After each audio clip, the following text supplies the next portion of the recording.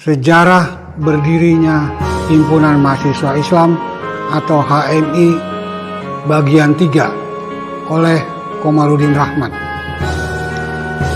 Tidak bisa dipungkiri, Lapran Pane adalah figur yang sangat dominan di awal-awal berdirinya HMI pada bulan Februari 1947. Hal ini dimungkinkan karena Lapran Pane ketika itu umurnya adalah 23 tahun, lebih tua dari rata-rata pendiri HMI lainnya yang keseluruhannya merupakan mahasiswa Sekolah Tinggi Islam STI Yogyakarta tingkat 1.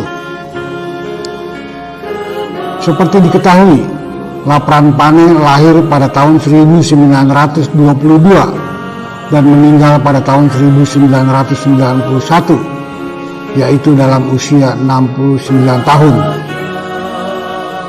Dan mulai menetap di Yogyakarta tahun 1945. Usaha-usaha yang dilakukan Lapran Pane dan kawan-kawan kemudian setelah resmi berdirinya HMI adalah mensosialisasikannya di tengah-tengah masyarakat, yaitu dengan cara menyelenggarakan ceramah-ceramah tokoh-tokoh publik ketika itu. Kemudian isi ceramah-ceramah tersebut dicetak dan diterbitkan sebagai brosur, kemudian disebar ke masyarakat. Dan hasilnya HMI dikenal luas dengan sangat cepat. Saat ada Kongres Perhimpunan Mahasiswa Indonesia atau PMI yang diselenggarakan di Malang pada tanggal 8 Maret 1947, momen itu dimanfaatkan oleh Lapran Pane dan kawan-kawan untuk bergerilya. Maka dari hasil gerilya tersebut terbentuklah cabang-cabang HMI dengan cepat di seluruh kota yang dimotori oleh para peserta yang pulang Kongres PMI yang telah terpengaruh oleh Lapran Pane dan kawan-kawan tersebut.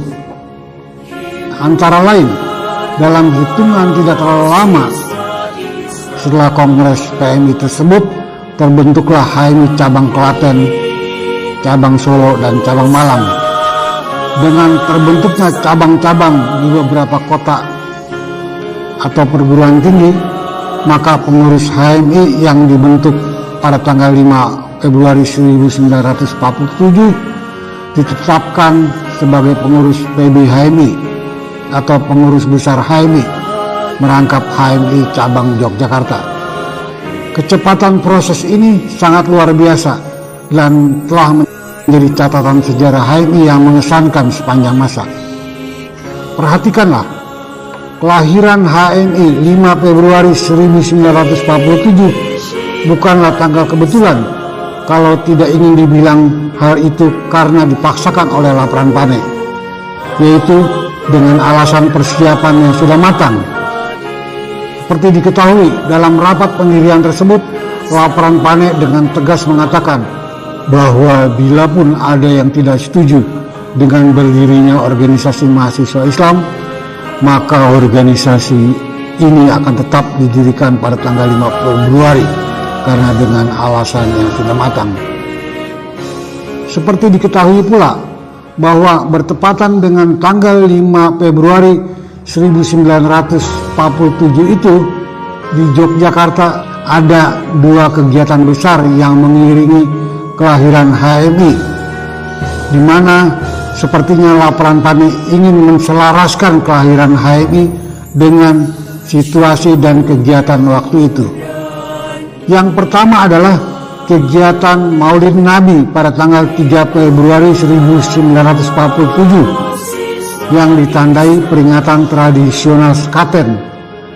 Di sini nampaknya Lapran Pane ingin mengesankan bahwa HMI adalah bagian dari sejarah dan budaya Jogja yang bercirikan nasional dan kebangsaan. Yang kedua adalah pada tanggal 5 Februari 1947 itu Kabinet RI melangsungkan sidang di Gedung Agung Yogyakarta.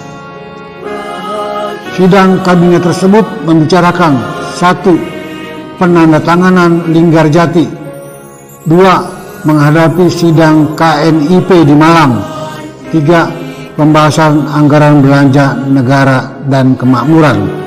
Nampaknya di sini laporan Pane ingin menghubungkan peristiwa sidang kabinet di Gedung Agung Jalan Malioboro itu dengan berdirinya HMI pada tanggal yang sama, sehingga dapat mencitrakan keduanya memiliki tujuan yang sama, yaitu mempertahankan negara Republik Indonesia dan mempertinggi derajat bangsa Indonesia.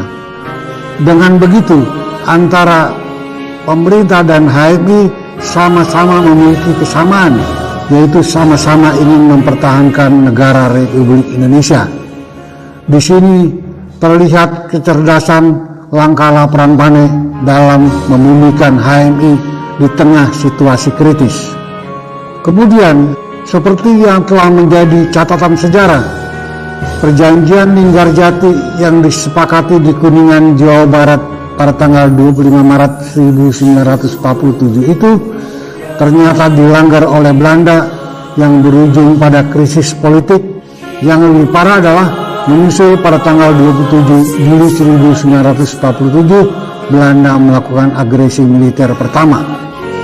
Bersama-sama pemerintah, tentara dan rakyat, HMI kemudian memanggul senjata melawan agresi tersebut melalui perang gerilya. Karena Belanda terus-menerus mengalami kerugian akibat menghadapi perang gerilya yang terus-menerus itu, maka agresi militer pertama diakhiri dengan ditandatanganinya perjanjian Renville di atas geladak kapal Amerika Serikat yang bernama Renville.